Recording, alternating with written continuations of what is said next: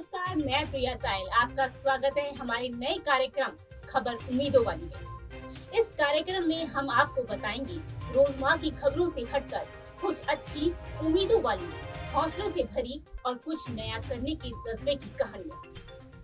किसी ने सही कहा है, जागती आंखों से देखूंगा जिन्हें मैं, बस ख्वाब वही है, हकीकत के हवाले होंगे।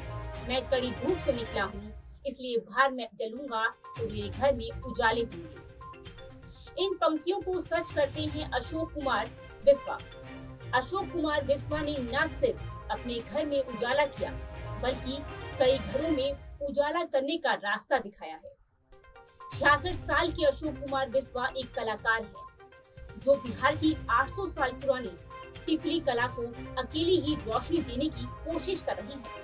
अशोक कुमार का पटना से 12 किलोमीटर दूर नासिरगंज गांव में छोटा सा कमरा है, जो परीक्षण केंद्र है। यहीं पर सिर्फ टिपली कला को सिर्फ पुनर्जीवित नहीं किया गया, बल्कि यहीं से राज्य भर की महिलाओं को एक नई उड़ान मिली है। अशोक कुमार की महिलाओं को टिपली कला को तकनीकी सिखाते हैं और फिर वही महिलाएं इसका इस्तेमाल अपनी आजीविका कमाने के लिए करती हैं और अपने सपनों को पूरा करती हैं। पहले समझते हैं कि ये टिपली कला क्या है। टिपली एक स्थानीय शब्द है, जिसका मतलब होता है बिंदी। बिहार में टिपली कला का ऐतिहासिक महत्व रहा है। कहा जाता है कि बिहार में ये कला करीब 800 साल पूर्व पटना में शुरू हुई थी। ये खूबसूरत सी तैयार किए गए चित्र होते थे। पटना उसके लिए निर्माण और विक्रय का स्मृत केंद्र था।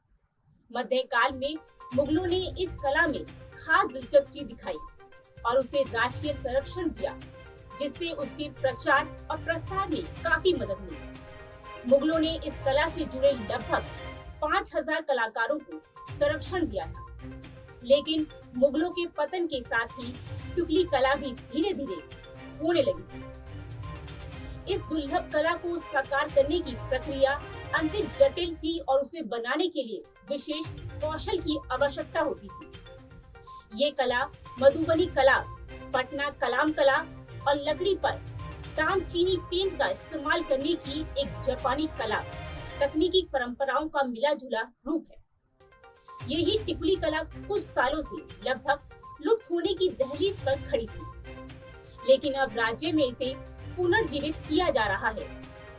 इस कला के बारे में अशोक बिस्वा बताते हैं कि टिपली महिलाओं के आभूषण से बाहर निकलकर सजावटी सामान के रूप में देखी जाने लगी थी। शुरू में तो टिपली को पिघले हुए कांच की शीट पर बनाया जाता था। कांच की शीट को अलग अलग आकारों में गोल टुकड़े में काटकर उस पर आकृतियां उकेरी जाती थी। इस काम को मुस्लिम कारीगर अंजाम देते थे।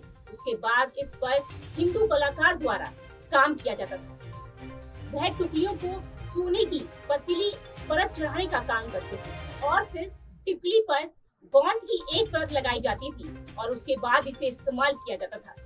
पर फिर कच्चा माल और सोने की बढ़ती लागत की वजह से दस्तकारी वाली ये टिपली कला धीरे धीरे अपनी पहचान खोती चली गई। लेकिन ग्रामीण महिलाओं की सक्रिय भागीदारी से इस कला को एक बार फिर से जीवित हो की है। विश्वास के मुताबिक 1954 में कलाकार उपेंद्र महारथी को कांच और सोने के बजाय लकड़ी पर टिपली का काम करने का विचार आया। अपनी जापान के दौरे पर उन्होंने लकड़ी पर इनेमल पेंट से की गई कलाकृतियों को देखा। जब वह एक नए विचार के साथ वापस आए तो उन्होंने बिहार की इस टिपली कला को नया रूप दिया और उसके बाद फिर कभी पीछे मुड़कर नहीं देखा। अशोक बताते हैं कि 1973 में पटना में टिपली आर्टिस्ट की संख्या महज 50 थी, लेकिन सरकार उस वक्त टिपली आर्टिस्ट को खरीद लिया करती थी, जिससे कलाकारों में रुचि थी।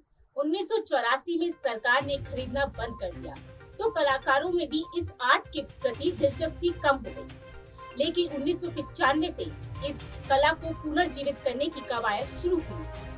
1996 में दिल्ली में पहली बार अशोक बिस्वा ने एक प्रदर्शनी में टिपली आर्ट की कलाकृतियों को प्रदर्शित किया था। उस प्रदर्शनी में 508 वर्क गए थे, जो 10 दिन में ही बिक गई।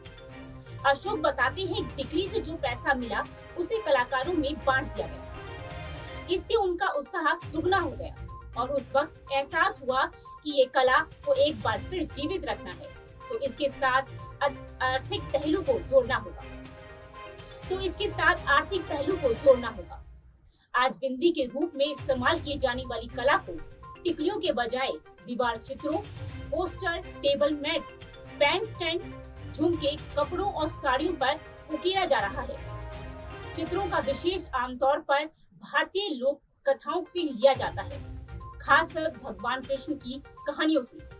बिस्वा को उनके इस काम के लिए भारत सरकार और केंद्र सरकार दोनों से सम्मान मिला है। हाल ही में संस्कृति मंत्रालय भारत सरकार ने फरवरी 2022 में टुकली पेंटिंग के लिए उन्हें गुरु शिष्य परंपरा पुरस्कार से सम्मानित किया था। वहीं साल 2017 में बिहार सरकार और डीसी कपड़ा मंत्रालय नए कलाकारों के बीच टुकली कला को बढ़ावा देने के लिए एक नीति, एकीकृत विकास और हस्तशिल्प का प्रचार लेकर आई थी। पटना में सहायक निर्देशक डीसी मुकेश कुमार बताते हैं कि नए कलाकारों को सहयोग देने के लिए टुकली कला में परीक्षण दिया जा रहा है। लगभग 300 कलाकारों ने इसका लाभ उठाया है। टुकली कला खरीदने और बेचने का केंद्र पटना और वाराणसी और इसके साथ कोलकाता भी है। फिलहाल इस वीडियो में इतना ही। देश और दुनिया की बाकी बड़ी खबरें देखने के लिए देखते रहिए नेक्स्ट 9 न्यूज नेशन। धन्यवाद।